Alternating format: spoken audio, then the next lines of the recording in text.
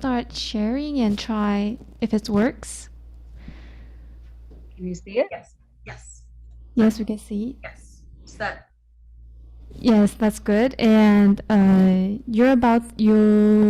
you have a question or who's the moderator here? Are there any moderator? Florio, basically, right? Yeah. Florio, Yes, I am.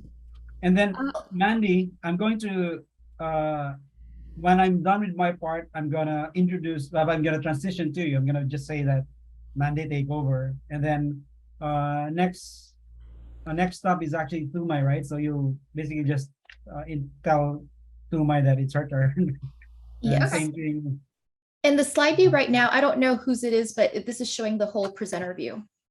Yeah. Oh, okay. Hold on. I must Okay, have it. so we have a offsite participants here, so we are gonna hand them the mic, and so if they question, I can hand them the mic and you guys will be able to answer the question. Okay? Great, thank you. Thank you. Great. Is that better too, Mai? Yes. Okay.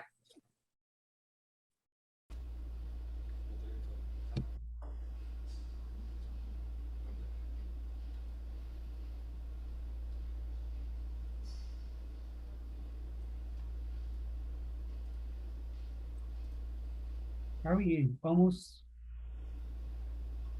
there? What time is it? 8:27. 3 minutes.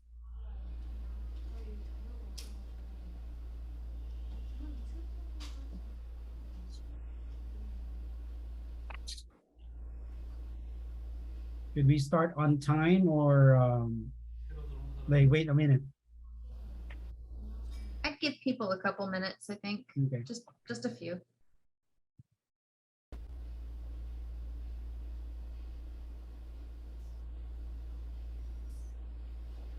Hi everyone, Bridget here from the Secretariat. Hey, I see you're doing just fine. I don't know what happened there, but the links were, so long as one of you has got the host rights, that's what I was worried about, because normally we have to pass on the host rights to you, but something happened there with technology but you're good to go. It looks it's all Looks working. like, yeah. good. Okay, the recording is best to start when you're ready so that we can avoid all the Well, it has been started. We were just wondering if we should have paused it, but it's yeah, you going can on. stop it. You can stop it and start.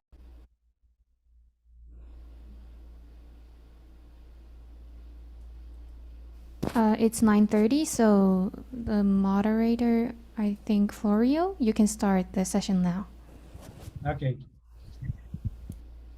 Hi, everyone. Welcome and thank you very much for joining our session on 10 things for curating reproducible and fair research. Today, we will give you an update about the Cure Fair working group activities.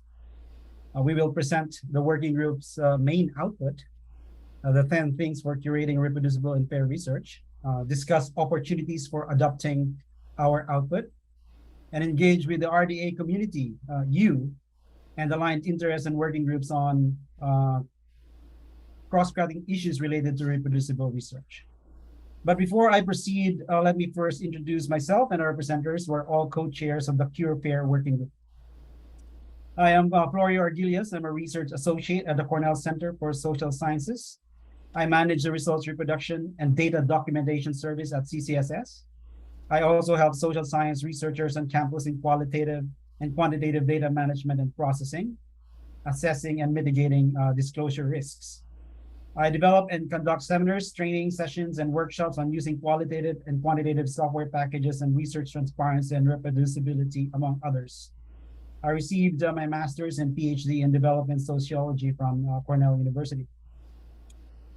Mandy Gooch is a research data archivist at the Odom Institute of the University of North Carolina at Chapel Hill. She works closely with students, faculty, and staff across the campus, providing data management consultation and training. Additionally, she oversees the data verification service offered by Odom Institute. She works with editors of social science journals to implement and maintain their data verification workflows throughout the manuscript submission process. To my Christian, is the Assistant Director for Archives at the Odum Institute for Research in Social Science at the University of North Carolina at Chapel Hill. She is responsible for the Odum Institute's data archives day-to-day operations and establishing and enforcing policies by archival standards and best practices. Tumai received her MS in Information Science with a concentration in archives and record management. She is pursuing a PhD in Information and Library Science from the University of North Carolina. Dr. Limor Peer is Associate Director for Research and Strategic Initiatives at the Institution for Social and Policy Studies, ISPS, Yale University. Limor works on research transparency and reproducibility, establishing the ISPS data archive, and leading the project to develop YARD, a workflow tool for reviewing and enhancing research outputs. She co-founded the CURE Consortium of Social Science Data Archives. She is currently co-chairing a working group on reproducibility issues at the Research Data Alliance and ACM, the Association of Computing Machinery. Limor received a PhD in Communication Studies from Northwestern. Dr. Tom Honeyman is a Research Software Program Manager at the Australian Research Data Commons, where he leads a program of activities working towards recognizing research software as a first-class output of research. The ARDC is a transformational initiative that enables the Australian research community and industry access to nationally significant leading-edge data-intensive infrastructure, platforms, skills, and highly quality data collections. Tom is active at RDA with efforts on FAIR for research software and curating for reproducibility. He has a research background in descriptive field linguistics, has spent time in the research data archives space at Paradisic, and has worked as a research software engineer. Tom is in another session that conflicts with our session and will not be able to join us today. Now, in today's agenda, I will give a brief overview of the CURE FAIR working group, our objectives, case statement, and supporting outputs, CURE FAIR definitions, practices, and challenges. Then my colleagues will discuss our flagship working group output, the 10 things for curating reproducible and fair research, followed by adopter stories and Q&A on adopting the 10 CURE FAIR things. Then a discussion on what's next for reproducibility at RDA. We have also included the collaborative notes there on the slide, and it will be pasted on the chat if it's not yet been pasted. It will be. So please have that ready so that you can write your notes there or questions. Now, let me provide you with a brief introduction to the activities and scope of the working group. The CURE FAIR working group aims to establish guidelines and identify best practices for curating reproducible and fair data and code. The ultimate objective of the working group is to improve fairness and the long-term usability of reproducible file bundles across domains. Fair data alone is not sufficient to guarantee the computational reproducibility of published research findings. Computational reproducibility is essential to preserve a complete scientific record, verify scientific claims, do science, and build upon the results and teach. Curating for reproducibility includes activities ensuring that statistical and analytic claims about given data can be reproduced. To curate for computational reproducibility requires code review and result verification. This working group is a focal point within RDA for guidelines and standards for curating reproducible and fair data and code and engaging the RDA community on the issue. Now, with regards to the status of the working group, the CURE FAIR working group was recognized and endorsed by the RDA Council in July of 2020. After a successful BOF on curating for fair and reproducible data and code at the 14th RDA Plenary in Helsinki, the CURE FAIR working group held 2 joint sessions with the Reproducible Health Data Services working group at the 15th RDA Virtual Plenary. At these meetings, we explained the group's goals, described previous work, presented a draft case statement, and received input from attendees. Leading up to Virtual Plenary 16, the group determined the subgroups and their charge and began collecting use cases, stories, and interviews with researchers trying to reproduce computational workflows to learn about any pain points, specifically across domains. The working group provided an update on the progress at Virtual Plenary 17, and following a community review period, the work group's first interim output, a report on the challenges of curating for reproducible and fair research output, has been posted. Subgroup work has been presented in Virtual Plenary 18. The last 6 months of the working group were devoted to the final output, the 10 things for curating for reproducible and fair research, which we will share today as an RDA recommendation outlining guidelines for cure-fair best practices in publishing and archiving computationally reproducible studies. Next slide, please. All right, that's perfect. Now, before we go any deeper, let us talk about some definitions because we want to ensure everyone's on the same page. After all, these terms are sometimes used interchangeably. Sometimes they are not understood in the same way. So it's worth pausing for a minute to review some definitions. So this is what we mean by reproducibility. It's computational reproducibility. It is the ability to recreate computational results from the data and code used by the original researcher. As to curation, it is the management and preservation of digital data over the long term. It involves a set of actions guided by FAIR principles to determine what research outputs are worthy of sharing and preserving, why, for whom, by whom, and for how long. Next slide, please.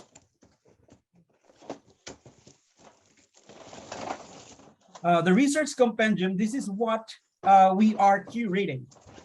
It is the collection of the research artifacts necessary to independently understand and repeat the entirety of the analysis workflow from data processing and transformation to producing results. This includes code, data, documentation, and other materials necessary for reproduction. It is also referred to as a reproducible file bundle, or my favorite, which is reproducibility package. Now, by curating for reproducibility, we mean the object of the curation is the research compendium. The goal of curating for reproducibility is to enable continued access to the compendium and its parts, which are necessary to reproduce the associated results independently. Next slide, please. Now, in the working group's case statement, we stated a fundamental problem. We are trying to address the fact that there is no standard for computational reproducibility. What does that mean exactly to computationally reproduce? There is not an agreed upon standard that applies to the various disciplines. We wanted to come up with guidelines for how to do that. And we're focusing primarily on quantitative social science research because that's where we're coming from, all of us here, all the co-chairs. Now, next slide, please.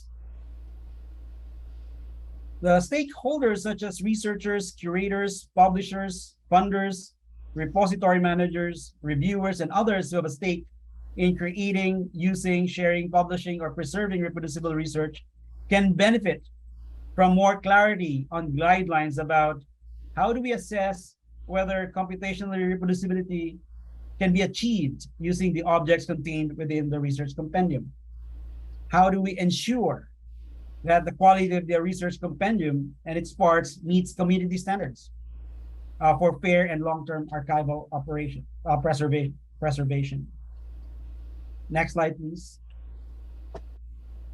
The Cure-Fair Working Group has 3 outputs supporting the deliverable we are presenting today.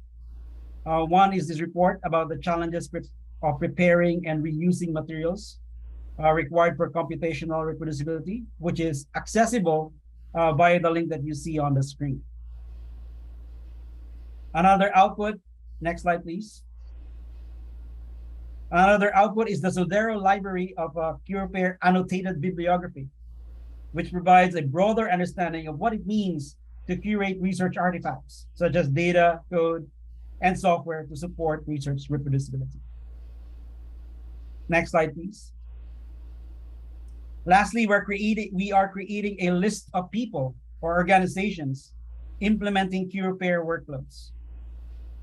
The link on the screen is for people doing this kind of work to list themselves and tell us how their organizations have implemented data curation tools, services, and workflows that support computational reproducibility.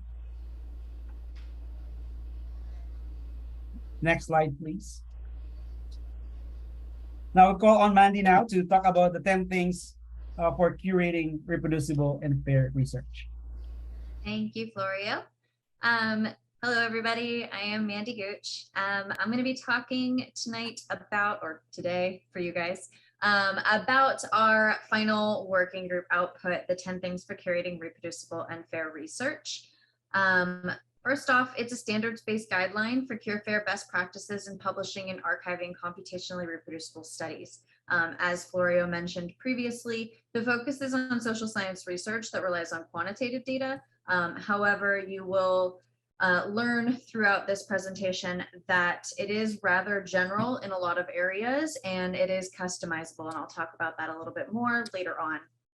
Our intended audience for this document is pretty broad.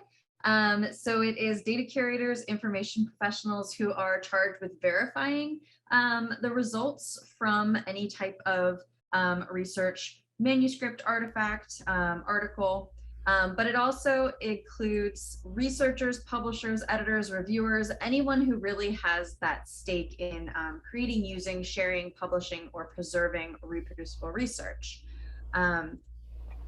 So I want to talk a little bit about the structure of the 10 things, and then I'm going to do a quick, brief walkthrough of what these 10 things look like on our current website.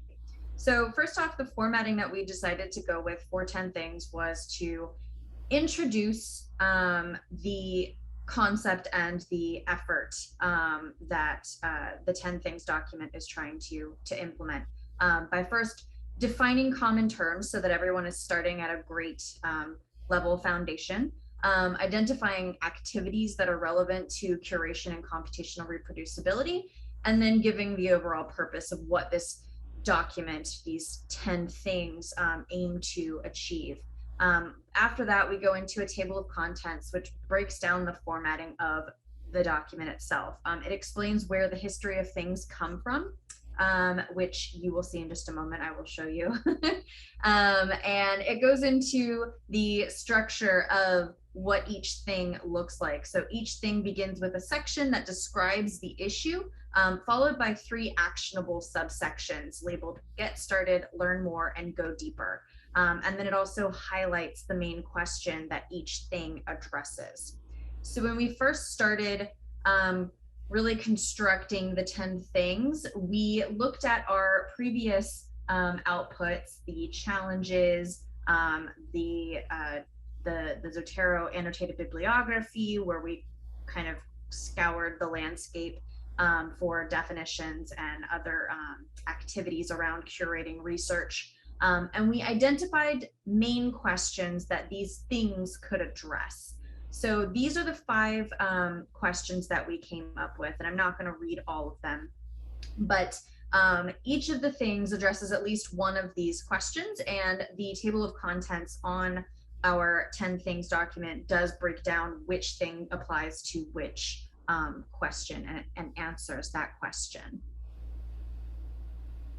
So after we identified those questions, we then broke those questions into sort of answers, and we categorized the answers into the 10 things, namely areas in which you can conduct curation and reproducibility checks and actions on your research to make them more reproducible and fair. So these 10 things are completeness, organization, economy, transparency, documentation, access, provenance, metadata, automation, and review. And you can see on this slide here that these 10 things, each one has a statement underneath to explain what we mean by that term specifically. And like I said a moment ago, in the actual 10 things document, there is a brief introduction under each thing that goes further into the justification for why that thing is important to curating reproducible and fair research, and then some of the activities and the practices around conducting that thing. So I am going to show our website, and I'm going to stop sharing for a hot second and pick a new screen. One moment, please. Okay. So hopefully everybody can see this. And this is our current working website for 10 things for curating reproducible and fair research. Right now it is ready to go and public, so everybody should be able to go to it. I think somebody can probably share the link in the chat for people. So as you can see here, this site is set up with just a really brief introduction to what this is.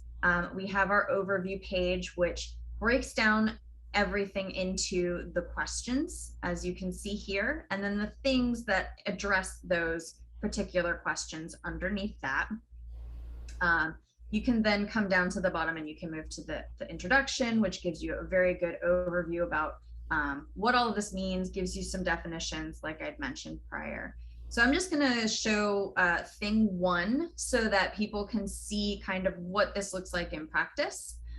So here is thing one, we're talking about completeness. So what we've done here is we have included links to related FAIR principles, and then we also have the FAIR for software principles as well. That it's just one whole document linked. And then we have sort of a brief introduction to what we're talking about when we're talking about completeness, with what does the research compendium mean, and then the justification statement here in bold. Underneath that, you have the 3 sections. So the Get Started section is really for people who are very new to this entire process, who really are starting at the ground and want to really just get started. So here we give you some very basic entry-level information, some questions to consider whilst you are learning more about completeness as a thing. If you want to go even deeper than that, you can come here to the Learn More section, where we have some articles that you can explore to go a little bit, further. And then there's the 3rd section, which is Go Deeper. So this provides additional examples. So these are some examples that we identified that offer good compendiums. So in the context of completeness, these would be great examples for you to use to better understand what that looks like in practice, having a really robust research compendium in practice. So you can continue going on through each thing using the links at the bottom here, and they're all in the same format until you get all the way through 10. So I'm gonna stop sharing that screen and go back to the presentation. Okay. So the really great thing about 10 things document here is that it's very modular. So you may be completely new to this concept, to these practices, and want to just go through every single one of these things, which is completely fine. However, you may be coming in at a little higher experience level and may have experience in certain areas, but maybe need to build your skills in other areas or build your knowledge in other areas. So the way that we have set up the 10 things document is that you don't have to rely on going through each thing. Each one is separate from each other. And so you can pick and choose which things are most relevant to your needs, and which level of activity within those things is most relevant to the experience that you are trying to achieve.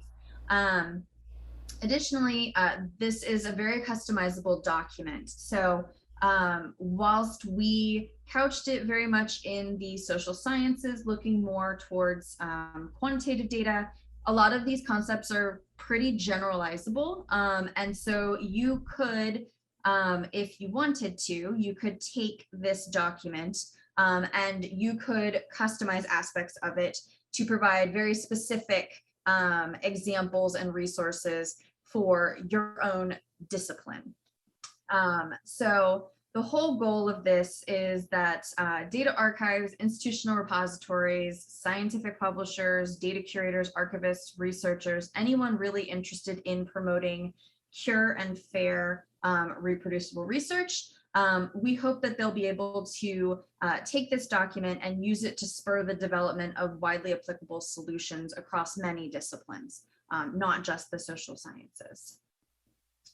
So I'm going to talk about the maintenance plan for this. So the website that we were just on, which I have linked here at the very top of this slide, it's actually built on a GitHub, And so if you would like to contribute to the 10 things, because it is a living document, you can actually submit an issue through GitHub. So we've provided the GitHub link there. It's in the bit.ly link. So you can actually open an issue to suggest edits, and then you can make edits and submit the pull request. If you want to create your own discipline-specific version, you are fully welcome to fork the GitHub repository and do that.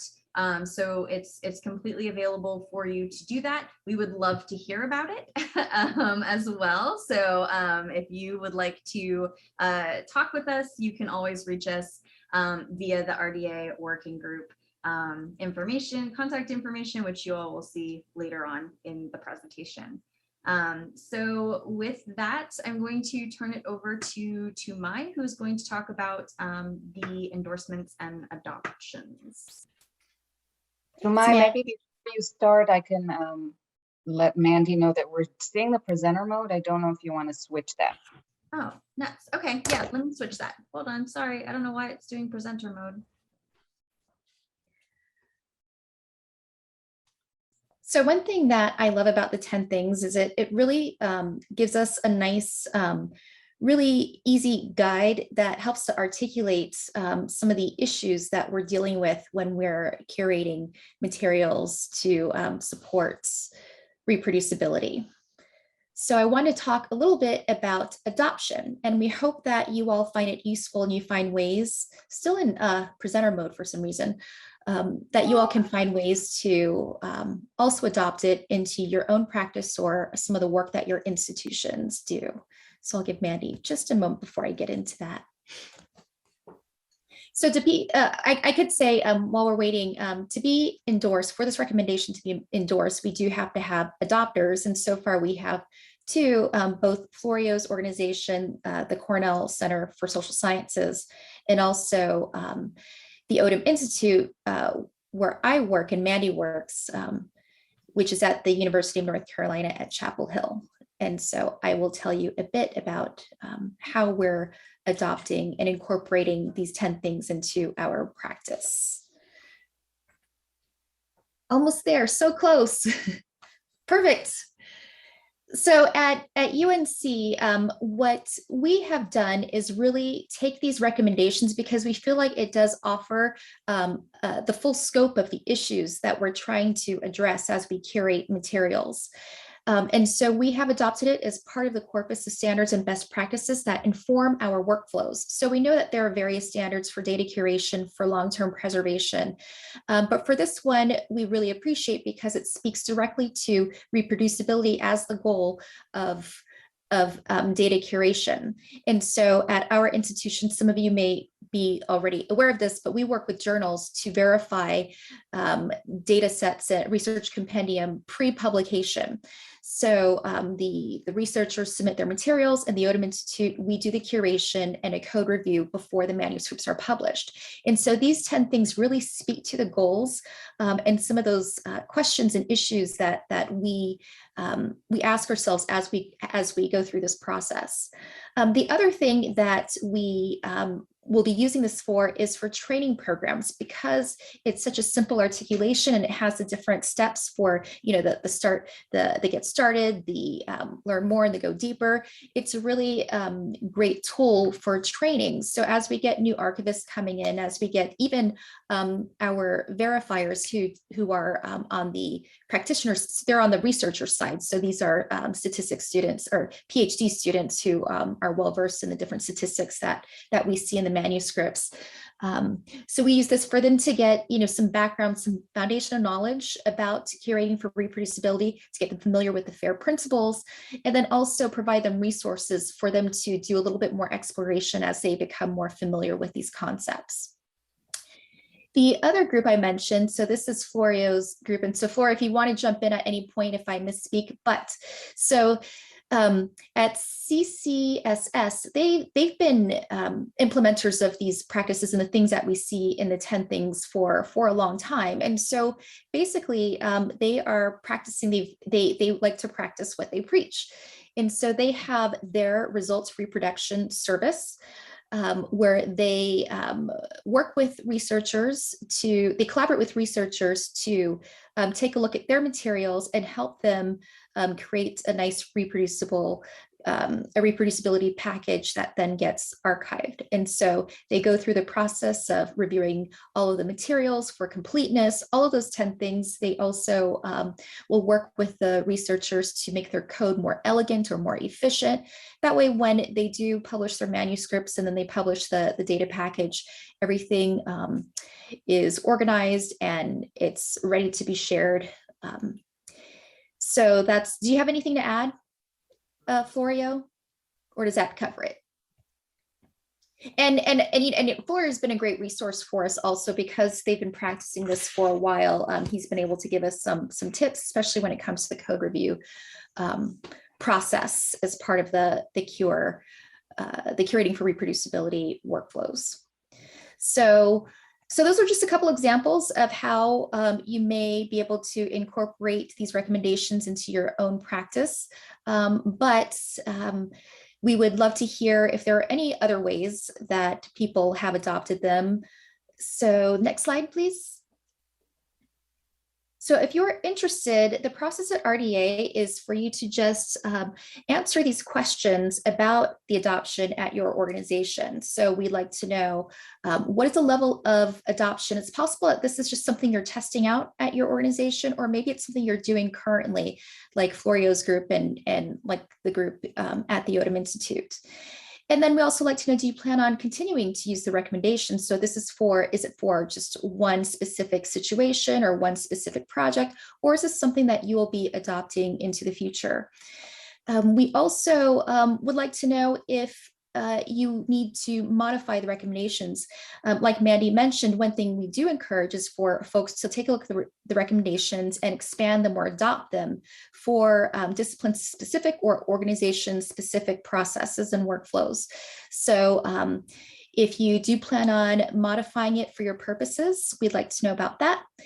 And then letting us know how much time and effort you spent on adoption. We're really hoping that these 10 things won't take you a lot of time to adopt. They're fairly straightforward, and we keep mentioning there are different levels of engagement that the things offer through the get started, learn more, and go deeper.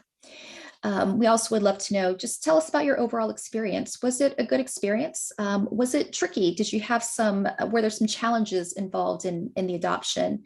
And then would you do it again? So these are some things to think about. And I don't know, do we have time to ask the group if there's anybody who has thoughts about adoption, or if it's something that they would, or you can even just throw an emoji up if this is something that you would be, that you plan on adopting, or that you're thinking about adopting.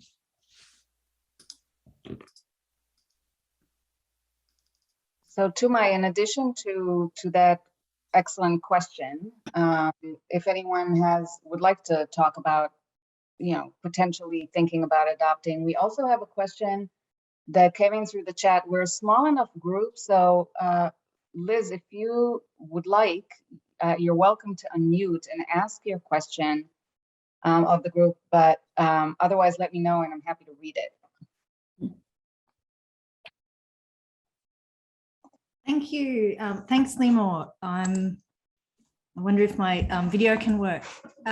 So I'm realizing that this question may not be exactly at the adoption stage, but maybe it's a question for any adoptees who are here, who have been reflecting on the time and effort that they've spent on adoption. So my questions are interrogating the resource as a training resource, and as a learner, for example, how can that learner be confident that they've learnt each thing? And also as a trainer, if you are running workshops or disseminating this information, how can the trainers evaluate the learning of their workshop participants? Please let me know if this is kind of out of scope for this session as well. Sometimes I like to connect all the bits and it's not entirely relevant to pre-agreed scoping.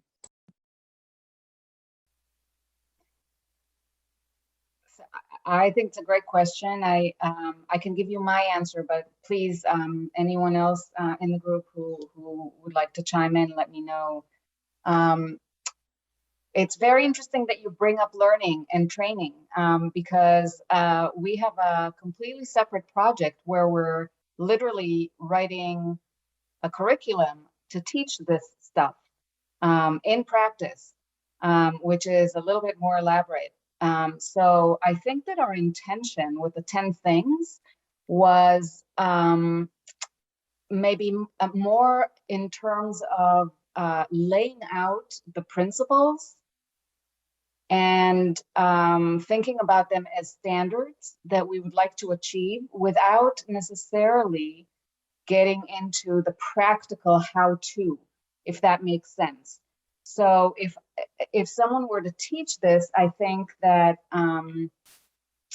they would teach it maybe in a more introductory way, or if someone were to go into the materials, it would be in a more self-directed way. They can, as Mandy mentioned, we have the 3 levels. They can start in the beginning and then dig deeper and learn more and go from there.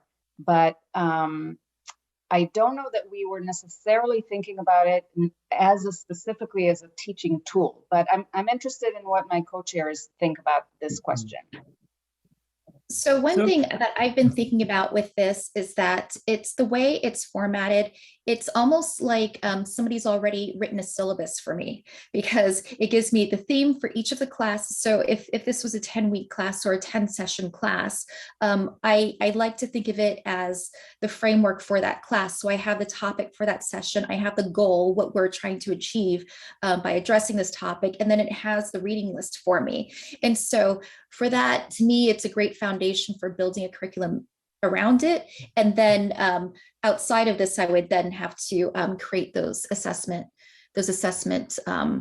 tools, build those in. But I think it's a great start for building a course or a workshop series.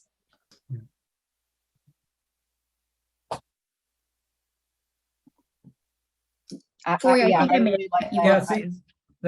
I add something? We recently did a workshop actually in Sweden at IAssist, and one of the things that we did there was that the exercise were really hands-on, and that's where we can see exactly whether our learners have really the participants have learned the concept. We didn't have enough time. 3 hours was not enough for the particular workshop, but the whole process was pretty clear in terms of what researchers, adopters would have to do in order to do computationally reproducible research. I think thinking about this as a framework is super useful because, like we said, we come at it from a particular standpoint, but we think that these principles apply to all of science and all of research. But I think that filling in the specifics for a specific research method or specific discipline would be up to the instructor. in a particular context. But thinking of it as a framework, like these are the things that we want to make sure we cover. And these are the guiding principles for doing this sort of work is very useful.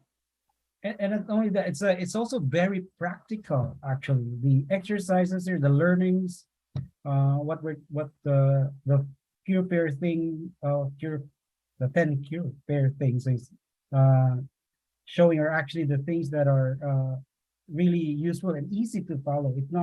It's not something difficult to learn. And it's not an extra work. We've discussed this at the last meeting, whether it's extra work or for researchers, for curators. Well, at least for researchers, it's not extra work, but really a part of the work that they have to do in order to have a really high quality computational and reproducible research.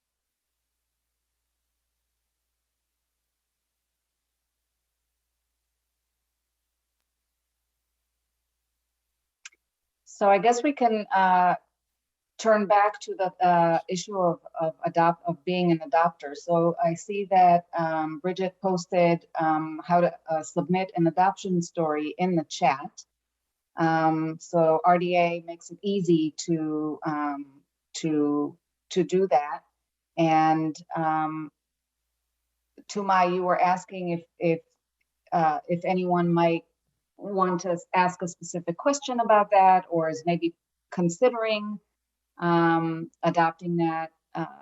I don't know if anyone in the audience right now, among the participants, would like to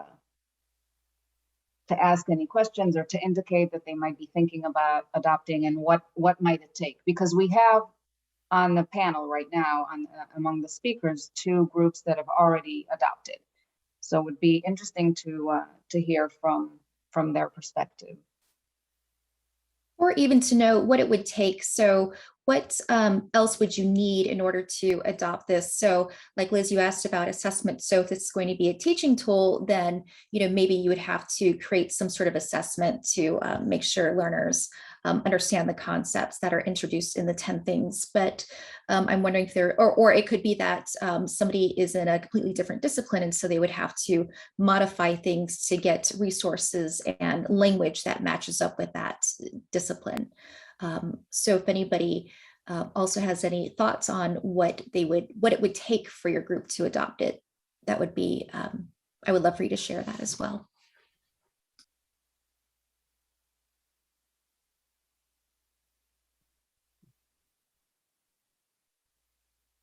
I guess one question I have, or it might be worth kind of thinking about, is do you have to have a dedicated function in your organization that does this sort of curation, or these activities, or use a particular workflow? I wonder, Tumai and Florio, if you have thoughts on that.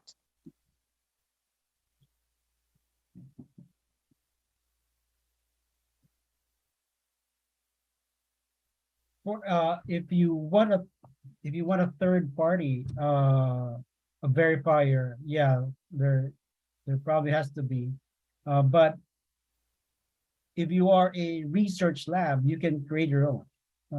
Basically, you can follow the 10 cure pair things, the recommendations there.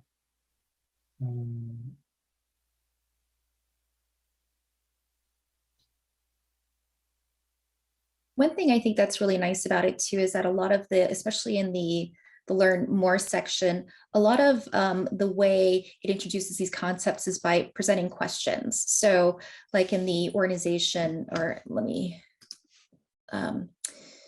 there are some that just ask questions. So do the data look like this? Have you thought about this? So it really just prompts you to think through some of these things to make decisions about how you will manage your materials.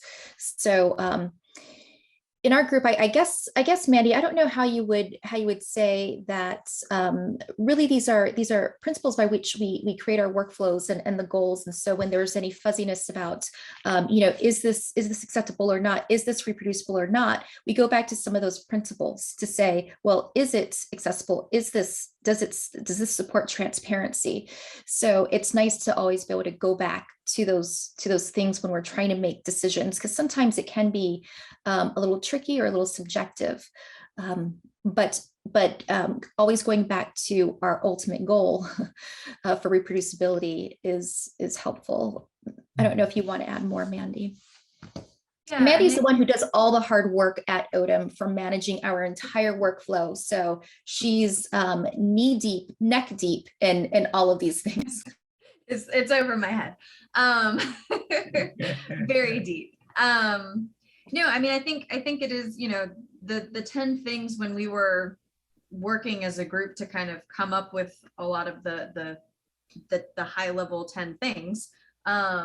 These are all principles and practices that we do consistently at the ODM Institute in order to ensure that the reproducible workflow that we are implementing does produce fair and well curated, reproducible, transparent research compendiums in the end.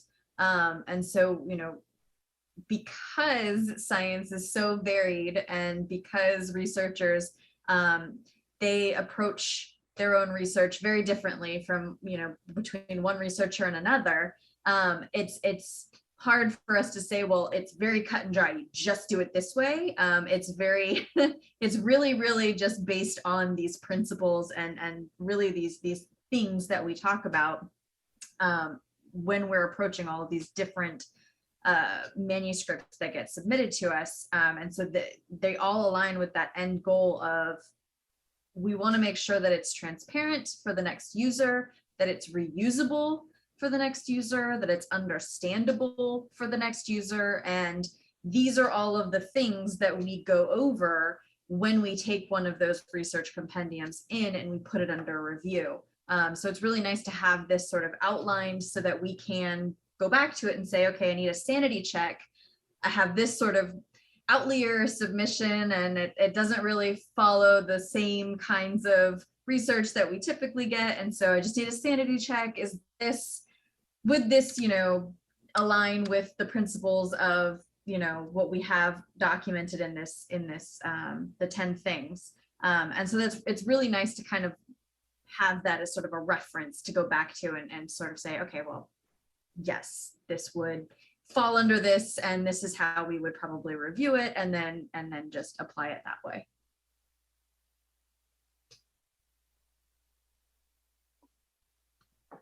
Right. And I think that really beautifully illustrates the fact that this is very flexible. So as we said before, it's a framework, but every organization and even every lab, right, like Florio said, might already have some workflows in place. They might already have certain practices that they do. And this is meant to prod people to consider some things if they aren't already doing them. So they might already be doing them in their own way, in which case, the adoption would be very straightforward.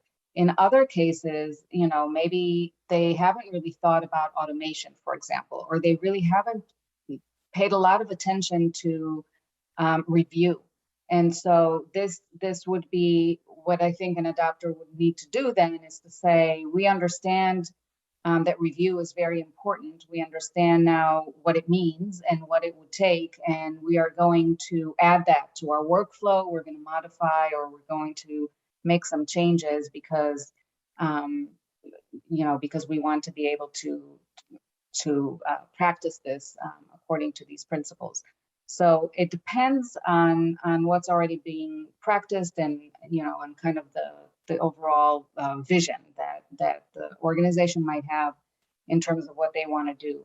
But the framework as a whole, we think that following all the entire framework, kind of like taking into account all of the 10 things, would elevate, the practices that we're seeing across the board in labs and in repositories and archives and university research centers and national research centers. It's kind of like a common language or and a common standard. We don't really like to think of it necessarily. We think of it as standard based, but guiding principle is language that I feel comfortable with. But that would be kind of help unify and elevate the practices that we see to make research more reproducible and more fair. So, yeah. Liz is asking if we have an example of a compendium that might be used for novices to use as they pursue getting started stream. So I think, yeah, there was examples in thing 1. I think that you were pointing that out earlier. Florio, I don't know if you can put in the link to your R2 archive, because their archive makes the Cornell Social Science Archive there is making available complete compendia, very organized. We always think of it as like the gold star level of doing this sort of work, and also packaging it for publication, consumption by users, and preservation. So I will also say that obviously everything that the Odum Institute is doing, that Tumai and Mandy is doing with their journals. So if you go to, may I mention the name of the journals? Is there any reason not to? Okay, so for example, the American Journal for Political Science, it's in their policy to require the authors to provide the data and the code that they use to write the article. And then the Odum Institute will verify and curate all of those materials. And so you can look in their archive as well for any article that's published by that journal. Those will be these kind of compendia that are already reviewed and up to all these standards. If you wanted to have a kind of a look under the hood at the process or the workflow of exactly how to do this, that's our on the Cure website. We have some examples of practices and workflows that we're doing, and that's something that we are, happy to elaborate on and to expand. It's part of the mission of the Cure Consortium, is to bring together people who are doing this sort of work and trying to think about the workflow itself and what's needed there, so that we can get to the end point that we all want, which is these compendia that are all hitting the 10 things perfectly well. So that's kind of like a separate but obviously related issue. I'll also mention my own organization. At Yale, we have a small archive, and I can put the link in there too, where we do the same process. We go through the same workflow, and we're probably going to be the next adopters. So very excited about that.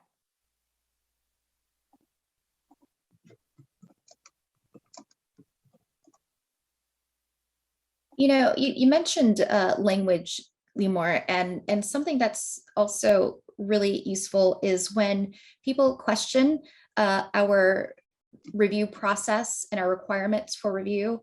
It's just really nice to be able to have the language ready to explain why this is important. The reason why we need a code book is because it's important that that your materials are transparent, that your research is transparent, what have you. So it's just really nice to be able to just have the language just to explain why, because or even when we have worked with editors who are new to these kind of policies, where they know a lot about research and the methods, but they may not know a lot about the curation part, what the repositories require, what archivists require, and so being able to have that ready can be really helpful.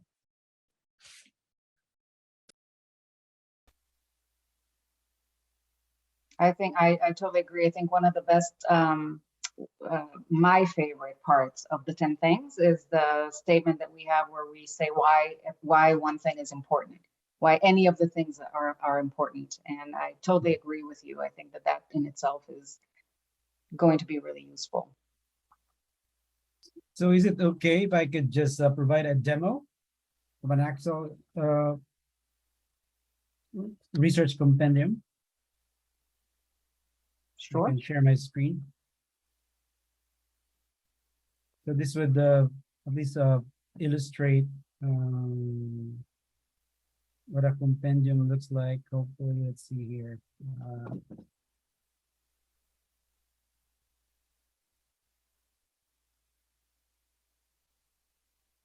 I'm having trouble sharing my screen.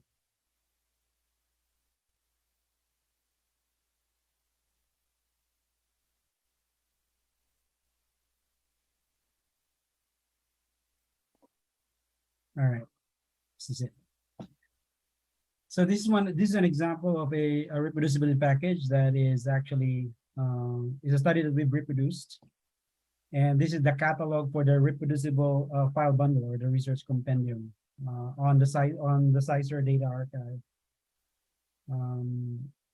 The site is actually archive.ciser.cornell.edu, and then once you're there, you just have to type R2 for R squared for results reproduction, and then you can see the collection of studies that we've already reproduced that are archived on the CSSS data archive.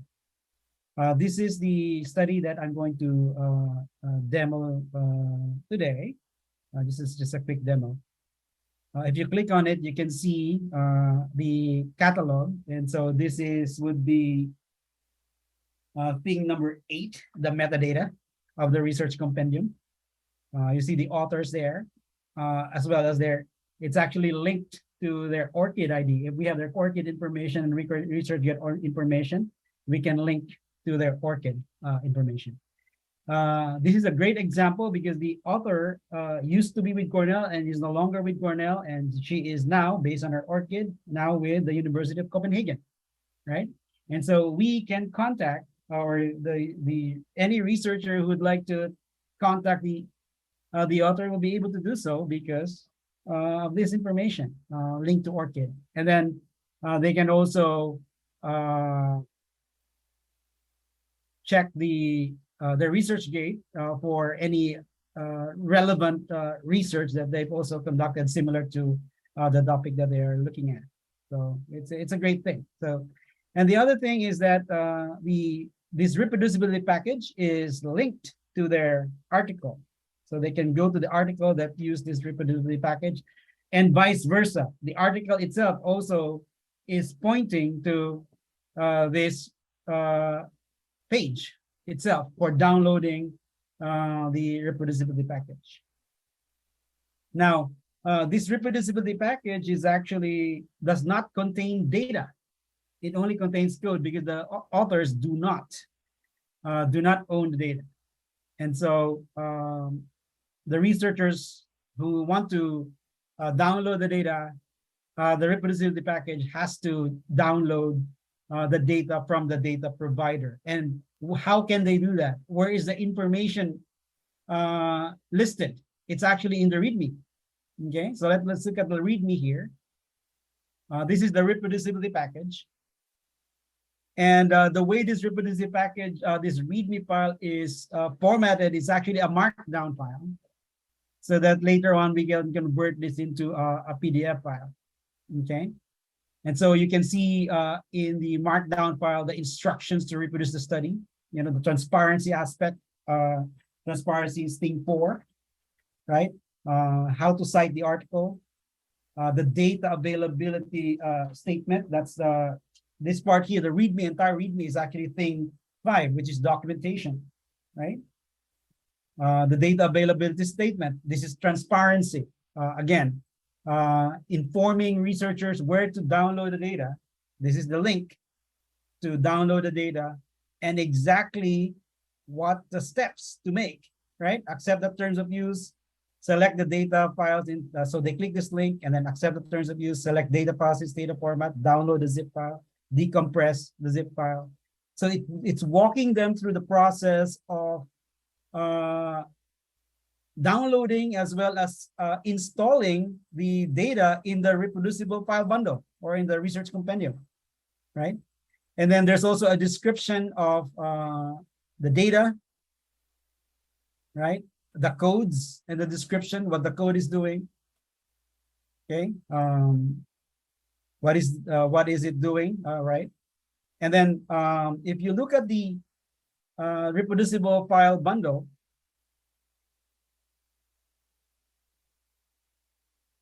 this is actually thing 2. You can see the organization, right? The folder has structure. Here's the analysis data. These are the command files, the program files. These are the manuscript. The manuscript is not part of the reproducibility package because you have to download it from the journal. We just added that there, but it will be this is excluded actually from the reproducible package. And this is where you will put the original data. These are other supporting documents, and then the outputs will be generated and stored here, right? And then the prerequisites are actually, it contains the packages that are required to run the analysis. Okay, like these are the stata adu files embedded, included in the reproducibility package, so that the program will use these version of the packages, the version that were used by the authors at the time of analysis. Now, if you look at the command files, you can see right away that the file names is indicative of their content, right? Like this is the master file. So automation is there, thing 9, right?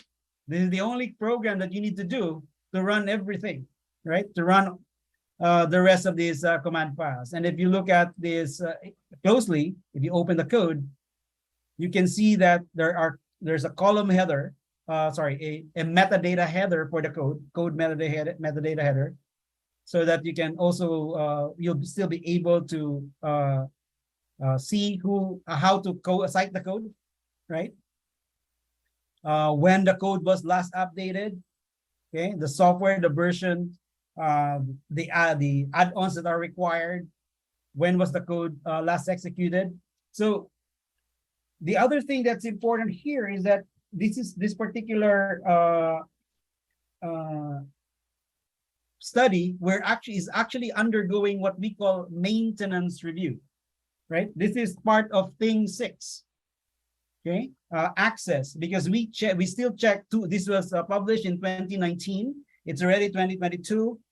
We wanted to check whether this code still runs, okay, whether it still produces the same result under a different computing environment, and it's still working. So we put a note there that the code was last executed for maintenance review, right?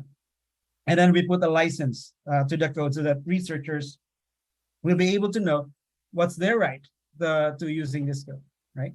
And then the other thing, part of automation, thing 9 is that we are using all of the code uses relative paths, okay?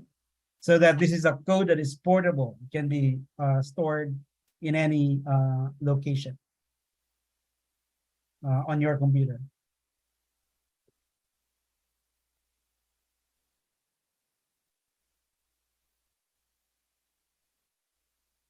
And then the other thing that we've added here as part of transparency is that in the outputs, we actually have included a folder called highlighted comparison output files.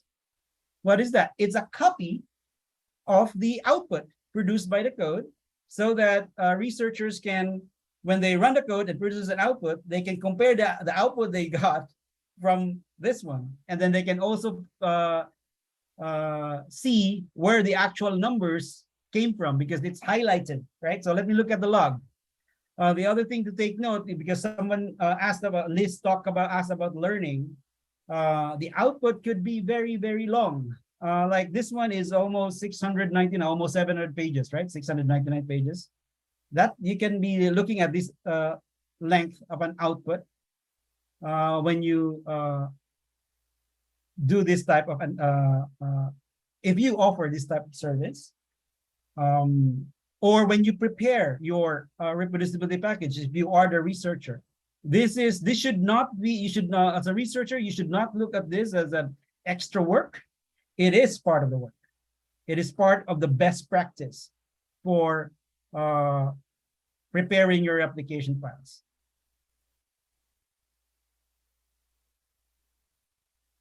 Somewhere here, there are highlighted numbers. Look at that. See that? Those are the highlighted numbers.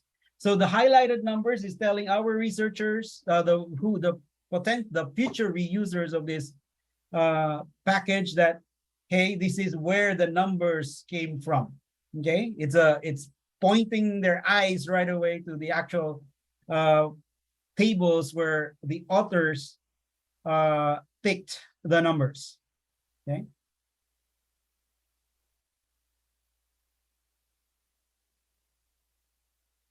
And then if you look at the output files, the way they are named, right? You know right away. So this is this would probably be part of automation and organization, actually, organization. You can see right away that this particular table 2, is going to be compared with the table 2 in the manuscript. Okay. This is table S10. It will be compared with the table S10 of the supplemental file, right? Because of the way the files or the output files were named by the authors. And if you look at the codes itself, how beautifully written they were, you can see from this table that it says this particular output, this particular code is saying this main analysis program file will produce table 1, table 2, and figure 1. And then you can see here that they are properly tagged. This is table 1, right? Same thing with table 2. These are the subsequent codes will produce table 2, and then the next one will be figure 1, right? So it's well labeled, and then again, everything is relative paths. And the other thing that I would like to point out here is a practice that is actually we highly recommend, and that is this. This is for transparency purposes. Again, number 4, thing 4. Let me just open this Excel spreadsheet. This is what we call a manuscript code output checklist.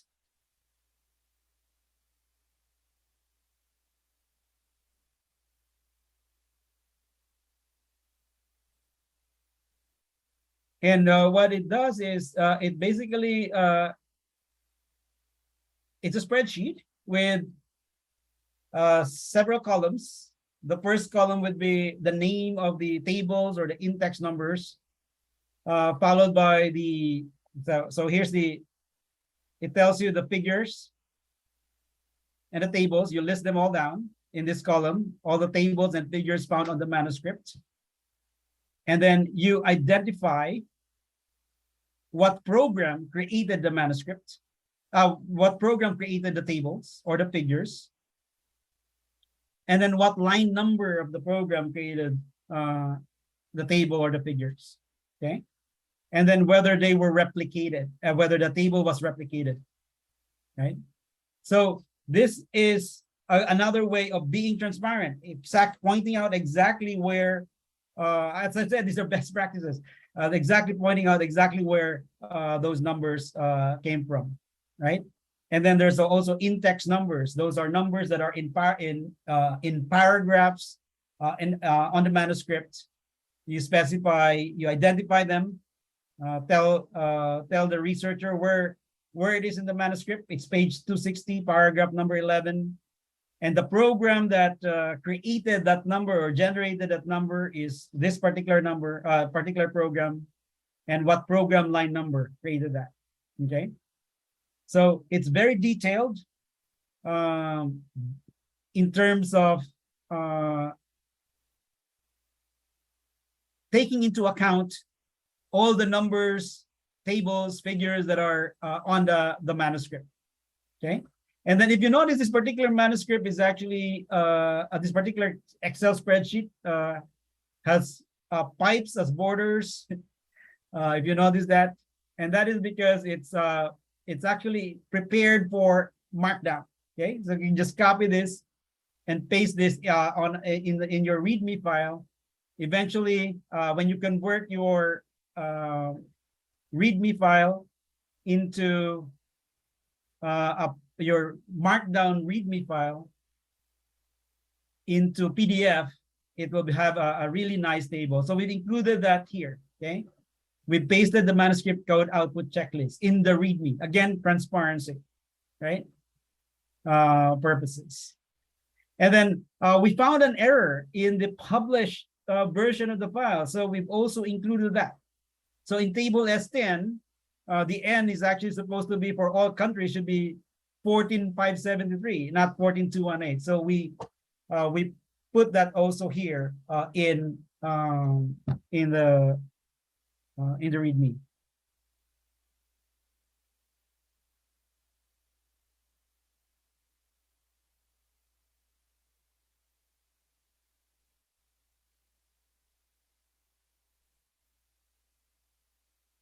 So that's my, any questions with regards to this? Just gratitude, Florio. Thank you very much for that. I feel like I've had a crash course in the 10 things. It's great. Thank you for sharing that, Florio. I think that it also illustrates really beautifully that in terms of the practices, like someone else might figure out to do that spreadsheet in a different way. Maybe there's even an automated way to do that, right? To pull from the code with, so I just wouldn't want people to say, oh my goodness, that's what we have to do, or that's what the researcher has to do. That's a lot. That Florio is giving an example of really the best practice for transparency and for really having like specific directions, instructions for someone on what reproduces which result. And that's his organization's interpretation of these 10 things. That's how they decided to implement that. Yeah, exactly. So it's a great, and it's also a great example. We kind of talked about, we can show examples of the output of the final product of the curation, and Florio just showed us an example of that. What we didn't see is the entire workflow of how they go about doing that, how they produce all of these things, and the back and forth and the communication with the authors, and those, there's a lot that goes on behind the scenes. And again, that is going to have to be directed by the policy of the organization and the resources of the organization, right? So that there has to be an alignment between what the organization wants to do and what it wants to produce. And, actually that gap between what they're doing and what they're producing is what really was the motivation for this whole big project, because we know that people are sharing more data and they're sharing more code, but people who are trying to reproduce results have a very difficult time, and they don't understand what the things are. What is this data set? Where does it go? What is this code? What does this program do? And so if we wanted to make sense of these materials and we wanted to make them useful and independently useful, meaning someone in the future can use them without having to rely on asking the authors, what is this and how did you do that? Then there's some work that needs to happen. And whether that work is being done primarily by the researchers or by curators or repositories, that's a conversation we can have. But we think that it has to be done. Things have to be presented in a certain way. They have to be documented in a certain way in order for it to work properly in the future. Anyway, I went on a whole speech, but I just want to say thanks, Florio. I'm wondering if we should move to like the last part of our session today, which is really to think a little bit about what's next for reproducibility at RDA. So, our work group is delivering its final output. So we feel that we've accomplished what we set out to do with the publication and the endorsement of the 10 things. And however, we still think that there is a need for space and to talk about reproducibility and to have a community around reproducibility at RDA. We think RDA is a very good community and a very good forum for bringing up a lot of these issues. And I can give you a very quick snapshot of some previous or additional efforts at RDA around reproducibility, in addition to our own working group on curating for fair and reproducible research. So there is a historical reproducibility interest group that existed primarily like in the 2014 to 16 or 17 timeframe. It's still listed on the RDA website. It was co-chaired by Bernard Schutz and Victoria Stodden, and they participated in some of the early plenaries. And again, it's an interest group, so those of us who are at RDA know that interest groups are a little different from working groups. They kind of are there to advocate for a topic and not necessarily produce a very concrete output. But some of the things that group has done during the years it was more active was it organized a joint session with the research data provenance interest group on the use of provenance and coding vocabularies for supporting research replication. They were involved in a seminar on reproducibility of data-oriented experiments in eScience, and also involved, my understanding is they're involved in the 10-year reproducibility challenge. So you may have seen the article in Nature about with a provocative headline, are you able to run your code 10 years later? So they were involved in that kind of thing. So that's, but the group has been more dormant in the last 2-3 years. So that's one thing that was going on in RDA. There's also a reproducible health data services working group that is active right now, and it has to do with actors who are doing data services in the health disciplines. And so these are folks who are doing a lot of data curation, mapping, integration, and sometimes publishing. They provide services for health informatics and medical informatics. And so that group organized to ensure fair practices around for those kind of services. And then interestingly, I didn't even really know that this was happening, but there was a RDA fellowship joined with Wholetail over a couple of years, like around 2017-18, where folks could be interns at Wholetail and do that through RDA.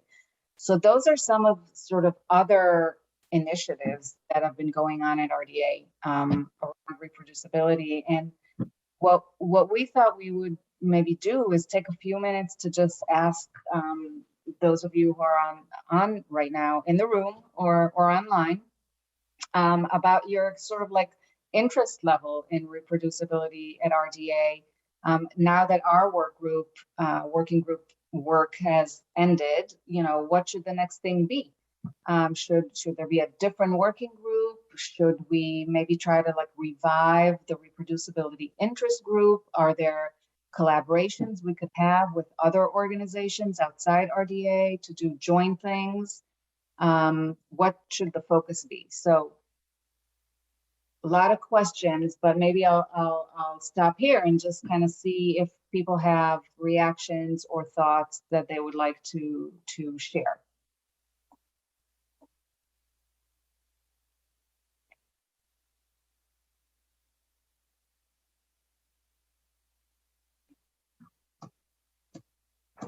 And I would say too that if you would like to add that to our collaborative notes, you may feel free to do that.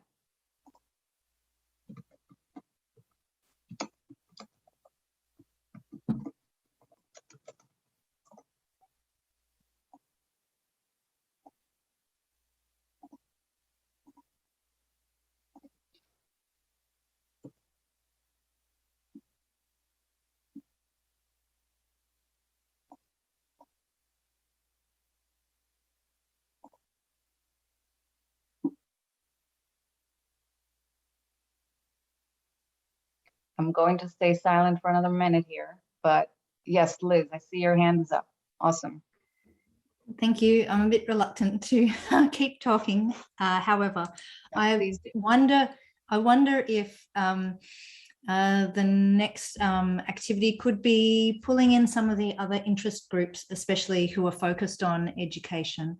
And as you say, the technology and standards that are required to actually undertake these curation activities, and may perhaps enable a working group that evaluates how people are adopting. So I suppose I am proposing, and I don't know if this is already in your plans, or a thing that people already do, but could there be some kind of evaluation working group on how these principles are then translated into curricula, and some efforts in managing the impact of that going forward?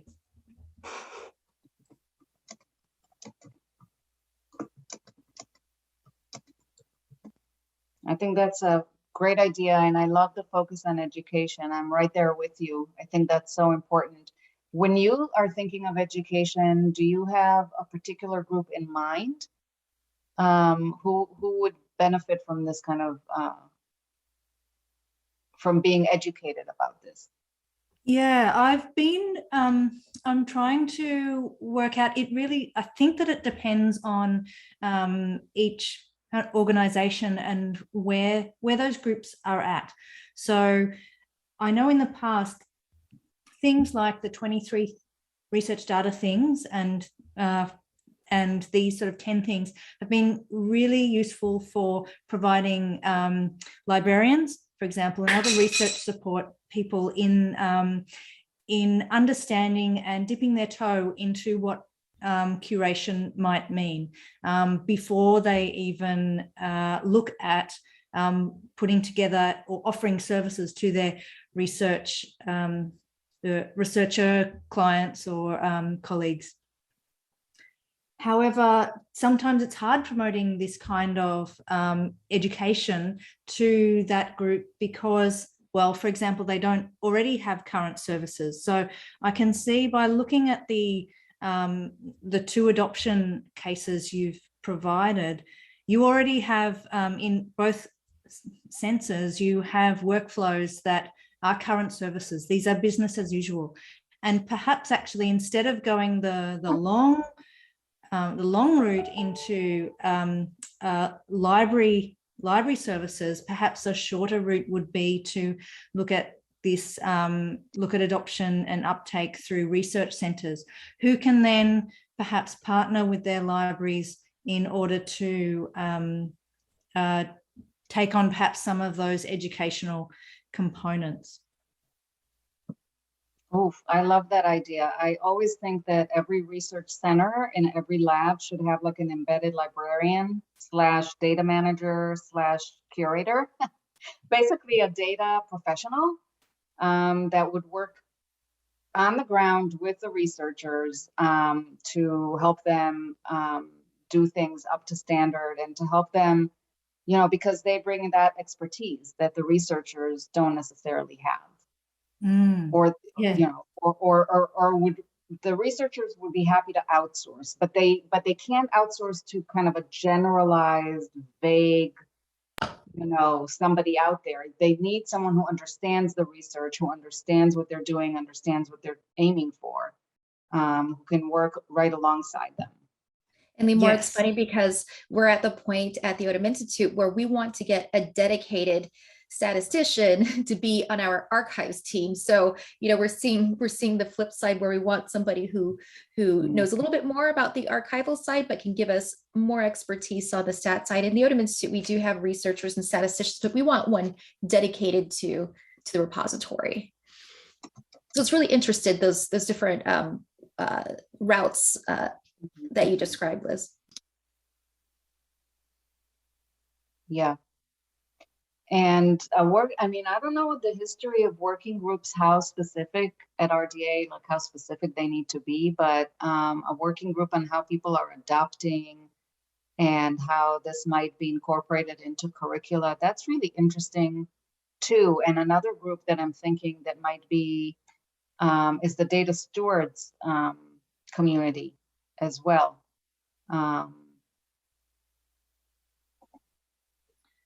Yeah, exactly. I think it's those, well, the data stewards are those roles that are more embedded in the research centers, and perhaps it's that I guess there's a bit of tension there between who's ready to undertake these services. I think later today I'm talking at the education and training in handling research data interest group, and I think maybe I can suggest this to them as a potential next step. That would be amazing.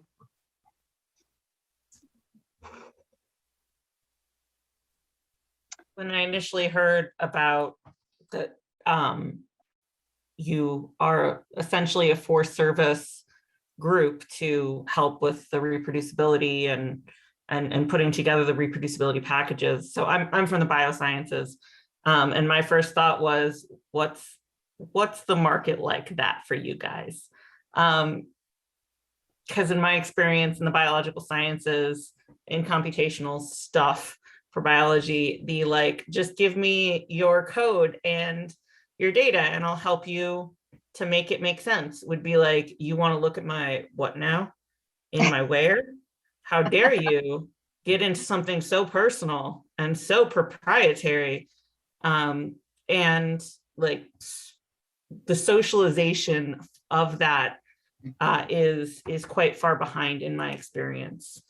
There is a big social issue, and I feel like I've been trying to think of ways to reframe. I don't want this to be, we're here to inspect your things like police. It's not that. Limor always talks about we're the first reuser of their materials, so we're a safe place. It's like you get your manuscripts edited. This is getting your package edited. The same thing. We know it's yours. We just want to make sure that you look as good as possible when you do have to release things to a colleague, or because you have to because of publication or funding agency. But that is something. There is something I think huge to be said about the social aspect of getting widespread adoption of this or willingness to use a service. But I think it begins with us. I don't know. I feel like there's been a little bit of negativity. I don't know. There's been something that people are a little. There's huge amounts of fear. Yeah. There's just unimaginable amounts of fear. I mean, our program has the ability to go into individual users' code in our cloud environment and do code reviews and do project reviews, primarily for like, you're doing evil things in our data and we need to shut you down, or you're doing something that's against our code of conduct and we need to shut you down. And so I think the connotations for that is like, you're reviewing me because I'm evil. How dare you? But similarly, sometimes we're just reviewing you because you gave us a project description that was wild and we have no idea what that could mean. And we are trying to help you to make sense of what's going on. Yeah, that's all it is, because we're human and people are in their research and they've been, focused on that. And it's hard to think of another user of those materials. So it really is not meant to be punitive. It's just let's add value to your materials. And so we do need to have that separation of sort of this regulatory kind of aspect of it and just value added enhancements of people's work. And hopefully, we can, some of this adoption researchers can take a look at the 10 things or engage with these conversations about reproducibility.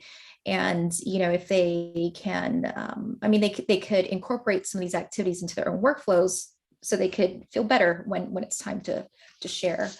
So, but yeah, I would like to explore more of the socialization aspects. I was asking why FAIR took off so quickly.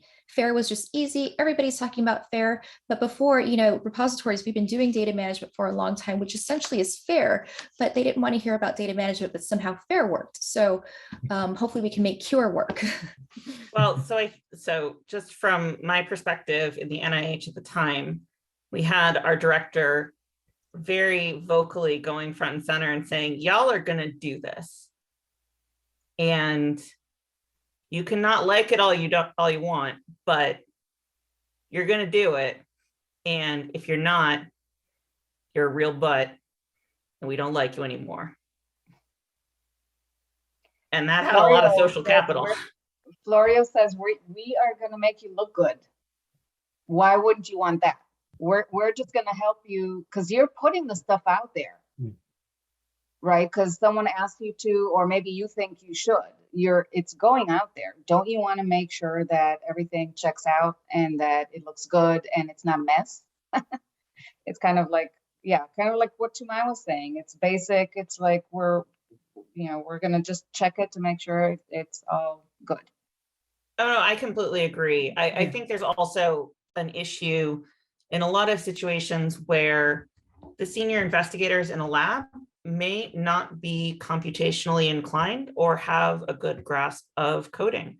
And so it's their lab managers and their postdocs and their grad students who have done all the coding.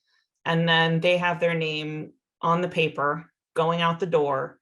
And they're saying, we need to review this stuff that you, Mr. Senior Investigator, who has a lot of ego wrapped up in this and very little control of it, are going to be held responsible for. And that is a dangerous situation to be in if you are that senior investigator. Yeah. Florio, before, I'm just mindful of the time. And so I want to let everyone know that I copied comments from the chat and added them to our collaborative notes, just so we have it all in a record. There's some really great ideas there.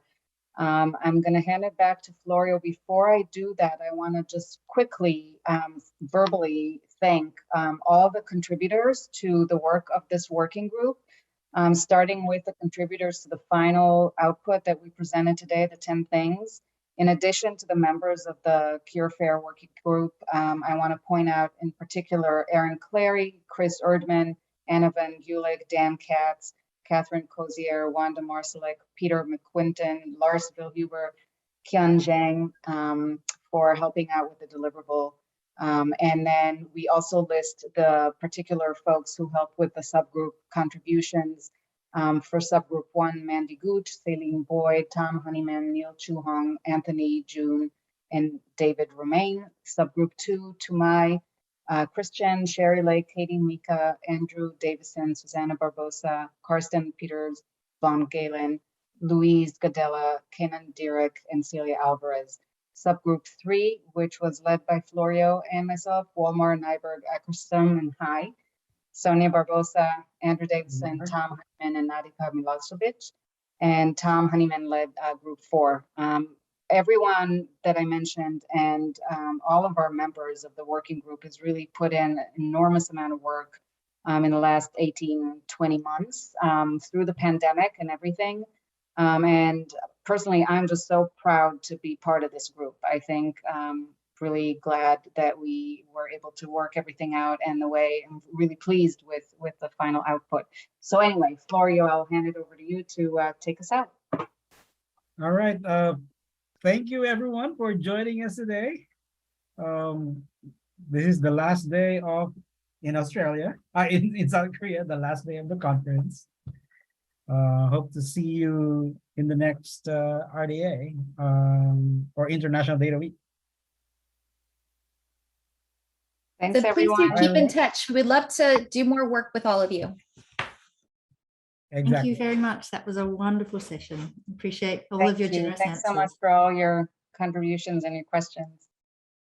Too many. Thanks all. Never That too was many. fun. Bye, everyone. Bye, everyone.